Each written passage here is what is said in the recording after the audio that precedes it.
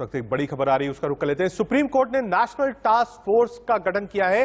देश में ऑक्सीजन की उपलब्धता पर टास्क फोर्स का गठन हुआ है। सप्लाई का आकलन और सिफारिश करेगी टास्क फोर्स, यानी सुप्रीम कोर्ट ने एक टास्क फोर्स बनाई है। अभी देखना होगा इसमें कौन कौन मेंबर्स हैं, कौन कौन लोग इसमें शामिल किए गए हैं, लेकिन कहां कितने ऑक्सीजन की जरूरत है, कहां से ऑक्सीजन आ रही है, इन सब को लेकर यही टास्क फोर्स मॉनिटरिंग करेगी और बताएगी कि कहां पर ऑक्सीजन चाहिए, यानी सिफारिश बताएगी किस जगह ज्यादा ऑक्सीजन चाहिए, कहां कम चाहिए, कहां से ऑक्सीजन कहां तक पहुंचानी है, ये सब कुछ ये टास्क फोर्स करेगी। सीधे चलते हैं हमारे संवाददाता आशीष के पास। आशीष, टास्क फोर्स में कौन कौन है और बेसिकली इनका काम क्या होगा? टास्क फोर्स का गठन किया है जो देश भर में ऑक्सीजन की उपलब्धता और सप्लाई के आंकलन और सिफारिश को मॉनिटर करेगी। इस पूरे टास्क फोर्स में 12 लोग होंगे।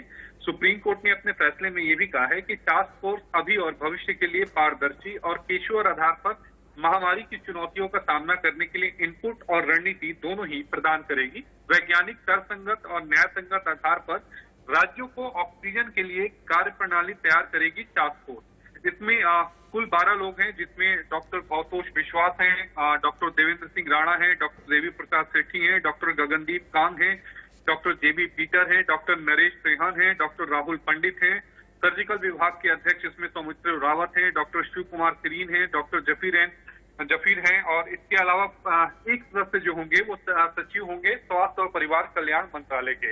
ये 12 लोगों की सूची है वो सुप्रीम कोर्ट ने तैयार की है जो देश में ऑक्सीजन की उपलब्धता को देखेंगे।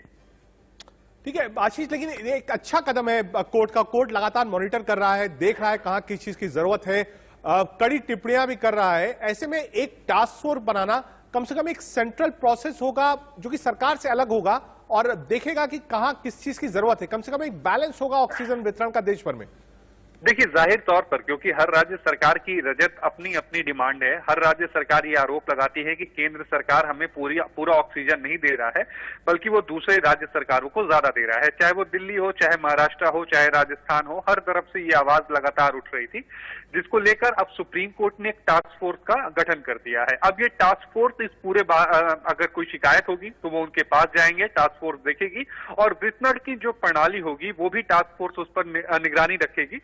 जाहिर तौर पर अपडेट उन्हें सुप्रीम कोर्ट को भी करना होगा। एक अच्छी पहल सुप्रीम कोर्ट की, ताकि हर किसी को अपने हिस्से की ऑक्सीजन, यानी हर राज्य सरकार को अपने हिस्से की ऑक्सीजन मिल सके।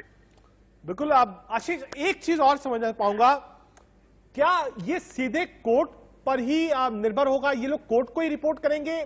समन्वय कैसे बनेगा सरकार के साथ, ऑक्सीजन सप्लायर्स के साथ? ये निगरानी कोर्ट की रहेगी या फिर ये लोग रिपोर्ट भारत सरकार को करेंगे?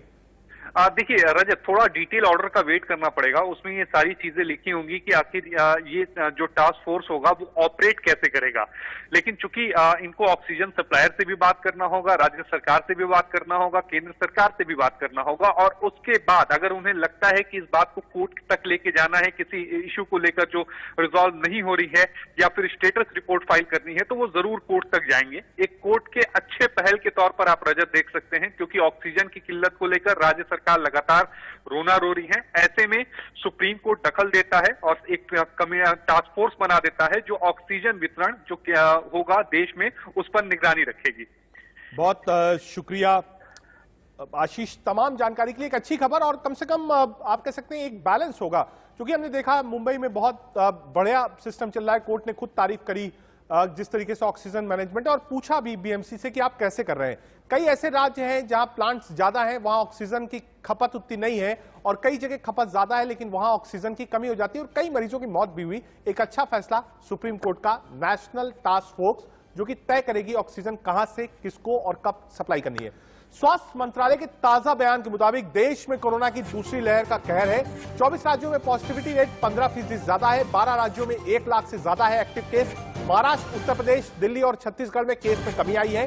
कर्नाटक, केरल, बंगाल, तमिलनाडु में केसेस में इजाफा हुआ है, यानी आप बताया है 15% आप कह सकते हैं इन्फेक्शन का रेट इस समय चल रहा है।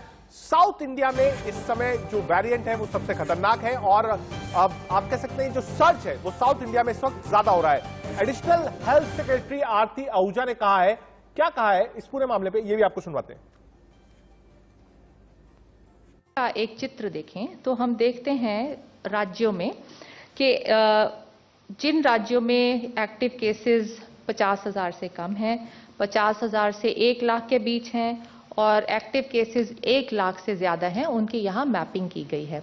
तो जहां पर 1 लाख से ज्यादा एक्टिव केसेस हैं वैसे 12 राज्य हैं, जहां 50,000 से 1 लाख के बीच के एक्टिव केसेस हैं वैसे 7 राज्य हैं और जहां 50,000 से कम एक्टिव केसेस हैं वैसे 17 राज्य हैं।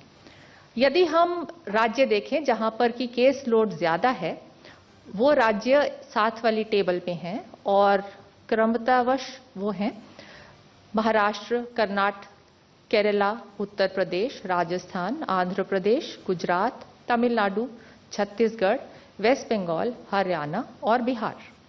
तो यदि हम केस पॉजिटिविटी लेस देन 5% देखें तो ऐसी 3 राज्यों या यूटीज में है। 5 से 15% पॉजिटिविटी 9 राज्यों में है और 15% से ज्यादा पॉजिटिविटी 24 राज्यों में है।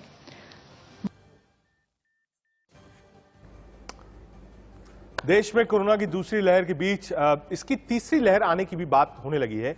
ये बात केंद्र सरकार की ओर से आई है, हालांकि सरकार भी इस पर एक राय नहीं बन रही है। 2 दिन पहले तीसरी लहर की चेतावनी देने वाले principal scientific adviser Vijay Raghavan शुक्रवार को फिर मीडिया के सामने आए। उन्होंने कहा कि यदि हम मजबूत उपाय करते हैं तो हो सकता है कि कोरोना की तीसरी लहर सभी जगहों पर ना आए। क्या कहा, एक बार सुनते हैं। Now, what next? Where does SARS coronavirus 2 go from here? A phase 3 is inevitable, given the high levels of circulating virus. But it's not clear on what time scale this phase 3 will occur. Hopefully, incrementally, but we should prepare for new waves. If we take strong measures, the third wave may not happen in all the places or indeed anywhere at all. It depends much on how effectively the guidance is implemented at the local level, in the states, in districts, and in the cities everywhere. आपने principal scientific adviser को सुना, उन्होंने बताया कि हाँ तीसरी लहर आनी है, कहां आएगी, सब जगह आएगी, नहीं आएगी, ये अभी प्रेडिक्ट नहीं कर सकते, लेकिन हाँ ये तय है तीसरी लहर आएगी और सरकार को, देश को, आपको, हमको पहले से इसकी तैयारी करनी है। एक बार सीधे ग्राउंड पर चलते हैं। गुरुग्राम से हमारे संवाददाता राज वर्मा जुड़ रहे हैं। राज, कुछ देर पहले हमने रिपोर्ट दिखाई थी, आपने ग्राउंड से भेजी थी, आपने बताया था कि जो पालन होना चाहिए था कोविड का वो गुरुग्राम में ठीक से नहीं हो रहा है, लोग अभी भी निकल रहे हैं। क्या चालान नहीं कट रहे? क्योंकि दिल्ली में तो अगर आप निकलते हैं और आपके पास एक वैलिड रीजन नहीं है, ई पास नहीं है, on the spot Delhi police चालान काटती है।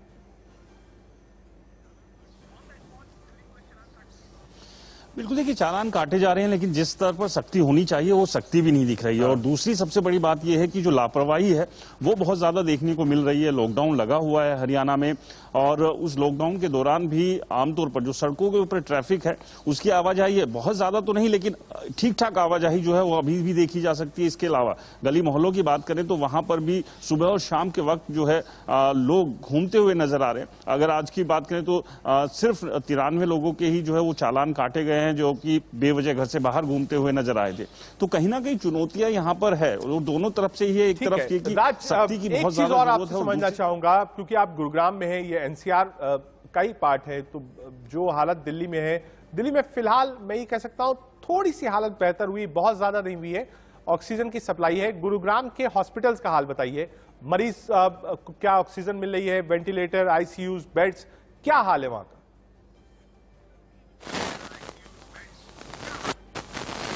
देखिए बिल्कुल, जो शुरुआत जिस तरह से क्राइसिस जो है कहीं ना कहीं गुरुग्राम में बेड्स को लेकर, मेडिसिन को लेकर, ऑक्सीजन को लेकर बना था। लेकिन अगर फिलहाल पिछले कुछ दिनों की बात कर लें तो उसमें कुछ राहत जरूर देखने को मिली है कि जो ऑक्सीजन की सप्लाई है वो पहले से अब काफी ज्यादा बेहतर हो गई है। जिस तरह के क्राइसिस लगातार देखने को मिल रहे थे, जो बड़े बड़े हॉस्पिटल्स है उन्हें भी सोशल मीडिया पर जाकर जो है गुहार लगानी पड़ रही थी कि उनके पास ऑक्सीजन की किल्लत है। तो फिलहाल अब इस तरह जो खबरें हैं वो अब कम हो गई है। आना करीब 35 मैट्रिक टन जो है वो ऑक्सीजन गुरुग्राम को मिल रही है। तो तो कोशिश यही है डिस्ट्रिक्ट एडमिनिस्ट्रेशन की और हरियाणा सरकार की कि किसी तरह से भी जहां जहां जिन हॉस्पिटल्स में ऑक्सीजन की जरूरत है वो ऑक्सीजन की सप्लाई जो है वो रेगुलर है। इसके अलावा हरियाणा सरकार ने आज ही डिसीजन लिया, जो लोग होम आइसोलेशन में अपना इलाज कर रहे हैं और उन्हें ऑक्सीजन की अगर जरूरत है तो उसके लिए बाकायदा होम डिलीवरी जो है वो ऑक्सीजन की जाएगी और उसकी शुरुआत कल से होनी है। तो कुछ एक राहत जरूर इस तरह के जो इनिशिएटिव लिए जा रहे हैं। में जहां जहां ग्राउंड पे बात कर रहे हैं लोग यही कह रहे हैं कि जो स्थिति एक हफ्ते पहले थी आज वो स्थिति नहीं है। गुरुग्राम से सीधे आपको जम्मू ले चलते हैं। जम्मू से हमारे संवाददाता अजय जांडियाल जुड़े हैं। अजय, वैक्सीनेशन प्रोसेस कैसा चल रहा है जम्मू में? वैक्सीन है, क्या लंबी कतारें लग रही हैं? वैक्सीन का आप कह सकते हैं जो प्रोसेस है पूरा वैक्सीनेशन का वो कैसा चल रहा है और वैक्सीन सब जम्मू एंड कश्मीर में आ रही है जितनी जरूरत है? देखिए, पिछले कुछ दिनों से जो खबरें हैं उसके मुताबिक पिछले कुछ दिनों से जो सप्लाई है वैक्सीन की, और स्पेशली जब से 18 से 45 साल के लोगों के लिए भी वैक्सीनेशन प्रोसेस शुरू हुआ है तब से थोड़ी वैक्सीन जो है वो सप्लाई नहीं आ रही है। एक चीज ये जानकारी है।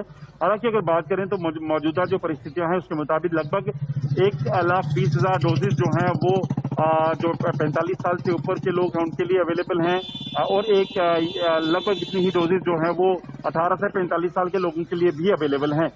मगर कतारें जो है लंबी लगातार देखने को मिल रही हैं। हम खुद गए थे कल, एक जो वैक्सीनेशन सेंटर है जो युवाओं के लिए बनाया गया है, वहां पर लंबी लंबी कतारें लगी हुई हैं। लगभग 200 से 250 डोजेज जो हैं पर डे इन सेंटर्स पे अवेलेबल करवाई जा रही हैं। मगर थोड़ा प्रोसेस स्लो है। जो लोग हमें मिलते हैं वो कहते हैं कि जब भी स्लॉट बुक करने की कोशिश करते हैं तो स्लॉट अवेलेबल नहीं है। उसके पीछे की वजह जो हमें समझ आता है वो यही हो सकती है कि कहीं ना कहीं शॉर्टेज है जो वैक्सीन की, और उसी तरह से वैक्सीन प्रोसेस को आगे बढ़ाया जा रहा है ताकि किसी भी तरीके से अगर वैक्सीन ना भी आए तो इस वैक्सीन से अभी काम चलाया जाए। एक ये मैसेज नहीं जाना चाहिए कि वैक्सीन है नहीं। ठीक है अजय, ये दिक्कत है। अमूमन कितने लोगों को daily vaccine Jammu and Kashmir में लग रही है इस समय? देखिए, यही आप जो मैं बता रहा था आपको कि हर जो सेंटर है उस पर 200 से 250 वैक्सीन जो है वो लग रही हैं। मगर इस बार पहले हालांकि क्या हो रहा था, सरकार खुद आंकड़े जारी करती थी कि इतने लोगों को हर रोज वैक्सीन लग रही है। मगर ये पहली बार हो रहा है कि अब क्योंकि वैक्सीन की शॉर्टेज है तो ये आंकड़े नहीं दिए जा रहे हैं कि कितनी डोजेज हैं। मगर जो हमें जानकारियां मिली हैं, एक डिस्ट्रिक्ट हेडक्वार्टर पे लगभग 7 से 8 सेंटर ऐसे बनाए गए हैं जिसमें एक सेंटर पे 200 के करीब डोजेज जो है वो लगती हैं, और 10 डिस्ट्रिक्ट जम्मू में है, 10 ही कश्मीर में है। लगभग 20 डिस्ट्रिक्ट हैं, और 20 के हिसाब से देखें तो अगर 8 सेंटर होते हैं हर डिस्ट्रिक्ट में तो लगभग 160 सेंटर बनते हैं, और 160 सेंटर पे जो है ये वैक्सीन लग रही है जिसमें 200 डोजेज जो है डेली जो है वो दी जाती हैं। अजय, सिलेंडर, ऑक्सीजन सिलेंडर्स है, बेड्स है, इसका क्या आंकड़ा है? क्या वहां दिक्कत तो नहीं है? क्या कालाबाजारी नहीं हो रही? हम देख रहे हैं देश के कई हिस्सों से खबरें आ रही हैं, ऑक्सीजन कंसंट्रेटर्स पकड़े जा रहे हैं, रेमडेसिविर पकड़ी जा रही हैं, नकली ऑक्सीजन पकड़ी जा रही हैं। क्या जम्मू एंड कश्मीर में भी ये सब दिक्कतें हैं? देखिए, बिल्कुल आपने सही कहा। आपको बताऊं कि सबसे बड़ी बात जो अगर लोगों को जो गुस्सा है सरकार पे वो इस चीज को लेकर है कि जब उन्हें पता है कि इस वक्त जो है कालाबाजारी हो रही है उसे देखा क्यों नहीं जा रहा। मैं आपको ऑक्सीमीटर से शुरू करता हूँ। ऑक्सीमीटर मैंने जो खुद खरीदा है उसको 600 रुपए का वो खरीदा था मैंने जब पिछली बार ये कोविड-19 शुरुआत होनी थी उससे कुछ समय पहले, और आज की अगर बात करें तो 1500 से 2000 रुपए का वो ऑक्सीमीटर मिल रहा है मार्केट में। अगर ऑक्सीजन कंसंट्रेटर की बात करें इसकी कीमत 35 से 40 हजार होती थी, और जम्मू कश्मीर में आज की बात करें तो ऑक्सीजन कंसंट्रेटर यहाँ तो अवेलेबल नहीं है, अगर मिलता है तो उसकी कीमत 1,10,000 रुपए पहुंच चुकी है। इसी तरह से जो सिलेंडर, गैस का सिलेंडर है उसके लिए लोगों से 12 से 15,000 रुपए लिए जा रहे हैं सिक्योरिटी प्लस उसकी जो फिलिंग है गैस टाउन हॉल खान चाचा के पास इतने सारे कंसंट्रेटर्स पुलिस ने जब्त किए हैं और उसकी कालाबाजारी हो रहे थे। फिलहाल के लिए अजय बहुत शुक्रिया आपका। जम्मू से अजय थे, लगातार ग्राउंड की रिपोर्ट्स हम तक पहुंचा रहे हैं। एक बार रुक करते हैं उत्तर प्रदेश का। यूपी में लगातार बढ़ते लॉकडाउन का नुकसान अब रोडवेज को भी उठाना पड़ सकता है। यूपी सरकार ने लॉकडाउन की वजह से 2 मई से यूपी की बसों के राज्य से बाहर जाने पर रोक लगा दी है, जिसकी वजह से बसें डिपो के अंदर ही खड़ी हैं। मुरादाबाद में बसें खड़े होने से अब उत्तराखंड, दिल्ली, हरियाणा, पंजाब जाने वाले मुसाफिरों को दिक्कतों का सामना करना पड़ा है। रोडवेज के रीजनल मैनेजर का कहना है कि राज्य के अंदर भी जो बसें चल रही हैं वो कोविड नियमों का पालन कर रही हैं। शाम से हमारे निकटवर्ती राज्य हैं उत्तराखंड, तो वहाँ हमारा संचालन पूर्ण रूप से बंद है। दिल्ली में भी हमारी बसें नहीं जा रही हैं। दिल्ली में जो यूपी बॉर्डर है कौशाम्बी, वहीं तक हमारी बसें संचालित हो रही हैं।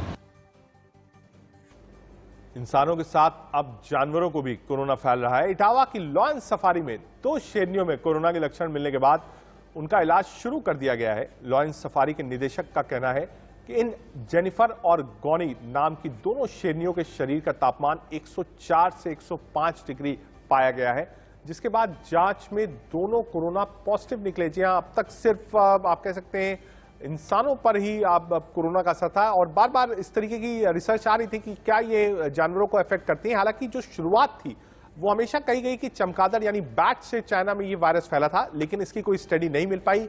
WHO ने इसको नकारा था कि नहीं, जानवरों में नहीं है, लेकिन अब लक्षण दिख रहे हैं और मुझे लगता है कि इस पर लोग शोक भी कर रहे होंगे कि क्या कोविड सिर्फ इंसानों तक सीमित है या उसके बाद जानवरों को भी अफेक्ट कर सकता है। अभी जांच में दोनों शेरनियां जो है जिनका नाम गौरी, जिसकी आयु 3 वर्ष 8 माह, और जेनिफर जिसकी आयु 9 वर्ष है, ये दोनों कोविड पॉजिटिव पाई गई हैं। इन दोनों शेरनियों को आइसोलेट कर दिया गया है और चिकित्सा विशेषज्ञों के परामर्श से इनकी चिकित्सा की जा रही है। इटावा के लॉयन सफारी में कोरोना की दस्तक के बाद गोरखपुर का चिड़ियाघर प्रशासन अलर्ट हो गया है। इसके लिए पूरे चिड़ियाघर में सैनिटाइजेशन करवाया जा रहा है। बाद इटावा लाइन सफारी में जेनिफर नाम की एक शेरनी को कोविड हो जाने के बाद सभी जगहों में चिड़ियाघर में एक अलर्ट जारी हो गया है। और निश्चित रूप से गोरखपुर की अगर बात करें तो गोरखपुर के शहीद अशफाकुल्लाह खां चिड़ियाघर प्राणी उद्यान चिड़ियाघर में पूरी तरह से एहतियात बरता जा रहा है। यानी यहाँ के जो चिकित्सक हैं उनकी अगर माने तो जितने भी गार्ड हैं, जितने भी वनकर्मी हैं या जो भी कर्मचारी हैं, उन्हें पीपी किट पहन करके ही अंदर जाने की इजाजत है और वो पीपी किट पहन करके ही जा करके जो जानवर हैं उनके बाड़ों के पास जा करके उनके बाड़ों का सैनिटाइज करा रहे हैं।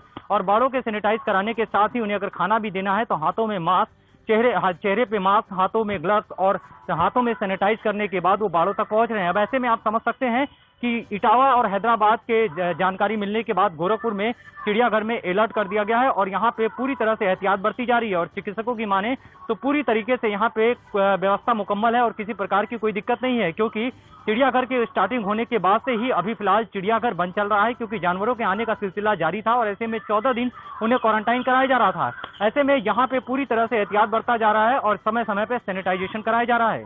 Sushil Kumar, India news, Gorakhpur. गांव में तेजी से बढ़ रहे कोरोना संक्रमण के मामले के मद्देनजर भिवानी पुलिस सख्ती बरत रही है। इसके लिए भिवानी में जबरदस्त नाकेबंदी की गई है। भिवानी एसपी अजीत सिंह शेखावत से बात की, जायजा लिया हमारे संवाददाता ने। मामले जो बढ़ते जा रहे हैं, पुलिस प्रशासन भी उसी तरह से सख्त लहजे में पेश आ रहा है। हालांकि अभी बहरहाल की बात करें, भिवानी की अगर मैं बात करूं, 45 नाके लगाए गए हैं। शहर में भी 20 से ज़्यादा नाके लगाए गए हैं। लेकिन सबसे बड़ी चिंता अब जिस तरह से शहर के साथ साथ ग्रामीण तबके में जो डेथ रेट बढ़ा है, निश्चित तौर पर ना केवल प्रशासन के लिए बल्कि पुलिस के लिए भी कहीं ना कहीं चुनौतियाँ लेकर आया है। भिवानी के पुलिस कप्तान अजीत सिंह शेखावत जी हमारे साथ हैं। अपनी स्ट्रेटजी लगातार उन्होंने उसका खुलासा किया था इंडिया न्यूज़ के सामने, किस तरह से कार्रवाई की जाएगी। लेकिन एक बार फिर से अब क्योंकि 6 दिन हो चुके हैं लॉकडाउन के, अब किस तरह का रुख उनके द्वारा अख्तियार किया जाएगा, पुलिस की अब किस तरह की कार्रवाई रहेगी, वो जानने के लिए सर, जिस तरह से लगातार मामले डेथ रेट की अगर मैं बात करूँ लगातार बढ़ती जा रही है, खासतौर पर ग्रामीण इलाके हैं, ऐसे में लोगों को अवेयर करने के लिए या किस तरह से गाँव में अब लोगों को अवेयर किया जाए?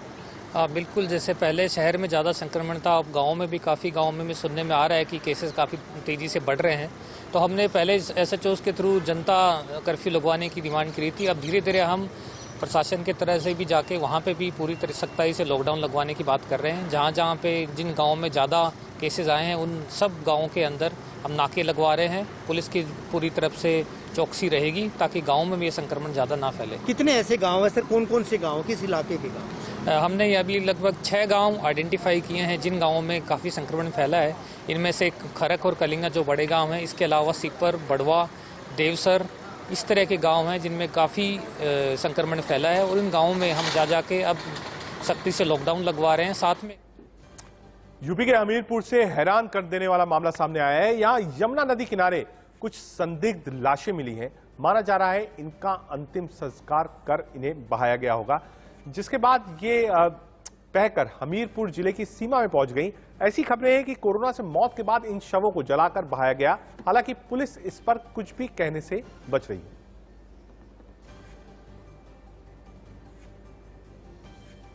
कुछ शव जो है वो बह करके जा रहे हैं और ये यमुना नदी जो है ये जनपद हमीरपुर और कानपुर आउटर जनपद की सीमा पर बहती है। इस पर प्रभारी निरीक्षक को वहाँ मौके पर भेजा गया तो प्रभारी निरीक्षक के द्वारा भी देखा गया कि जनपद कानपुर आउटर की तरफ से ट्रैक्टर में 2 शवों को ला करके उनका अंतिम संस्कार भी जल प्रवाह करके किया गया है और जो अन्य शव जो पहले से बह रहे थे उनके शवों की स्थिति और उनके पे उपस्थित कफन आदि से ऐसा प्रतीत होता है कि इन शवों को जो है जल प्रवाह करके अंतिम संस्कार किया गया है।